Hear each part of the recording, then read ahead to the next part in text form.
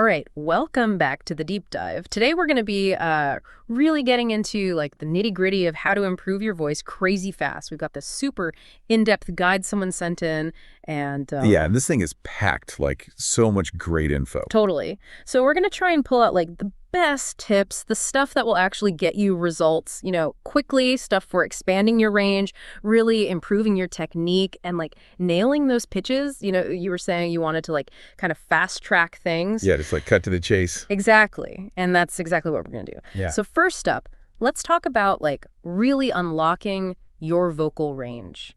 One of the like key things this guide talks about is how flexible your vocal folds actually are. It's kind of like, when you stretch before a workout, you got to ease into it, right? Totally. It's you don't want to strain anything. It's got to be gradual, right? Yeah, exactly. Safe and gradual expansion, like that's the name of the game.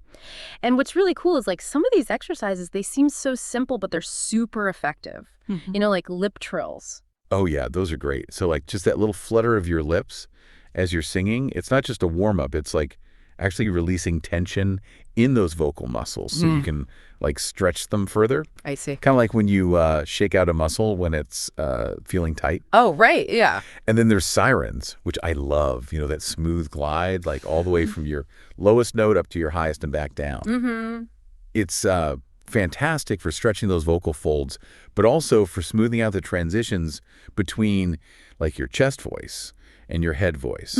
So a chest voice, that's like the lower, more powerful register, and head voice is the higher, lighter one. Right. And sirens kind of help you connect those two. So it's like bridging the gap. Exactly. Okay, cool. And then there's like the octave slides and jumps, which also kind of help connect your chest and head voice, right? Making those high notes and low notes easier to hit. Totally, yeah. It's all about blending, getting those registers to work together. Yeah. And it's kind of wild how like just messing around with different vowel sounds can also unlock notes you didn't even know you had. Oh, yeah, absolutely. So like, ook, ee. Yeah, like why does that work?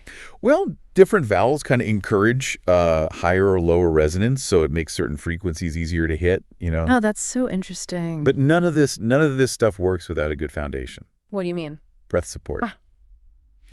This guide is like all about diaphragmatic breathing, belly breathing. It's essential for like power, control, everything. Okay, yeah, I've heard of that. Tell me more about that. So like when you breathe in, your belly expands, and when you breathe out, it contracts. That's how you get that nice steady airflow that you need for singing. So it's not just about like breathing into your chest. Nope, it's got to come from deep down from your diaphragm. And the guide has some great exercises for this, like the hissing breath, where you just like let out a long, controlled exhale, and slow breaths, where you take like a deep inhale and a slow exhale, really focusing on that belly movement. Interesting. And even something as simple as blowing through a straw can help regulate your airflow, Wow, okay. And I guess like even if you've got that breath support down, you can still mess things up if you're all tense. Oh, for sure. Tension is a killer. Like in your jaw, your tongue, neck, shoulders, all of that can restrict your range big time. Oh, yeah. It's like your vocal folds are trying to move freely, but they're being held back. So things like, the yawn side technique or even just some simple jaw loosening exercises, those aren't just about relaxing. They're actually helping you expand your range by releasing that tension. That makes a lot of sense.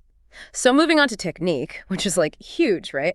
The guide really dug into mastering your breath. And of course, it's all about that diaphragmatic breathing again. It even had specific exercises like, Oh, yeah, like Simply Breathe, where you just lie down, put your hand on your belly, and really feel that movement as you breathe in and out. Okay, I'll have to try that. And then slow breaths, where you count as you breathe, like in for 4, hold for 8, out for 8. That helps build lung capacity and control. Wow, that's pretty intense. And of course, the hissing exercise again, which is all about that sustained airflow. I'm seeing a pattern here with this hissing thing. Right. It's super important. Okay, I get it. So it's not just breathing, it's also about how you're holding your body, right? Like posture and stuff. Absolutely. Standing tall, relaxed shoulders, lifted chest, straight spine. All of that impacts your airflow and how your voice resonates. And I remember the guide had like a whole breakdown of ideal alignment, like from your feet all the way to your head. It did, yeah. Every little bit matters. And then there's the relaxation techniques, which I guess like tie into that, right? Like head rolls, shoulder rolls, even just massaging your jaw. All that helps release tension that can like mess with your vocal production and even lead to strain. Right, yeah, you don't want that. Okay, so then there's warming up, which is like crucial before you sing. Right. Oh, essential. It's like prepping any instrument before you play it. It prevents damage and ensures everything works smoothly. And there were so many good warm-up exercises in the guide, like humming, lip trills, tongue trills. Which are great for flexibility. Yep. And then like sirens, pitch glides. To work on accuracy. And of course, scales and arpeggios, like the classics. You can't forget those. And the guide said you should do this for like 10 to 20 minutes before you sing. Yeah, that's a good amount of time to really get your voice ready. Okay, good to know. And then the last thing about technique is like having that smooth transition between your chest voice, head voice, and mixed voice so you don't get those weird breaks. Oh, right. That's super important. Yeah. The guide suggested sirens and octoslides again, but also some really interesting ones. Like what? Like the bratty neigh sound, which is like singing neigh with a nasal tone. That helps with even vocal cord closure. Interesting. And then practicing G and mum can encourage a balanced mixed voice and release tension in your larynx. So specific sounds can actually like train your vocal cords. Yeah, they can help them function more efficiently and seamlessly across your whole range. It's pretty cool. Okay, that's super helpful. So moving on to like the precision part of singing, hitting those pitches dead on. Accuracy. Yes. The guide emphasized ear training, like developing your inner musical ear.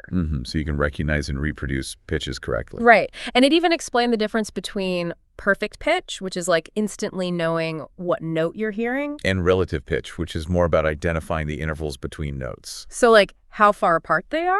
Exactly. And it had a ton of great ear training exercises. Oh, yeah. Everything from like basic call and response stuff and pitch pattern drills to more advanced things like interval recognition, scale practice, chord recognition, even melodic dictation. Oh, that's intense. But there are like apps and websites that can make it more fun, like Toned Ear, Perfect Ear. Oh, cool. Those are great resources. And I guess just listening to music, like really listening helps too, right? Oh, absolutely. That's fundamental. Okay, cool. And then the guide talked about using vocal drills and pitch monitoring tools like pitch pipes, tuners, singing apps to get feedback on how accurate you are. Yeah, that immediate feedback is so valuable for developing your sense of pitch. So you can adjust right away. Exactly. And there was like a specific exercise where you use a piano or an app to sing a note, and then you check your accuracy on a pitch monitor, focusing on matching the pitch perfectly without sliding into it. That's a good one. It's all about that precise control. Right. And I guess it all comes back to like being aware of your own voice and noticing when you're sharp or flat, like being able to self-correct. Yeah, that's the ultimate goal, developing that internal awareness and control. And the guide suggested recording yourself and listening back, or singing along with recordings and comparing your pitch. Great ways to assess your progress and identify areas where you can improve. Awesome. Well, that was a lot, but I feel like we really covered some like powerful techniques for improving your voice quickly. It's amazing how much you can do with the right exercises and like a little bit of know-how. Definitely. And the best part is you don't have to do everything at once. Yeah, just pick a few things and focus on those. Exactly. Consistency is key, even if it's just for a few minutes each day. And here's something I think about. Just imagine how, like, even incorporating just one or two of these techniques into your daily routine could, like, transform your voice in ways you wouldn't believe. It's true. The human voice is incredibly adaptable. So, like, what part of your voice are you most excited to explore and develop? That's your food for thought after this deep dive. Thanks for listening, everybody. See ya.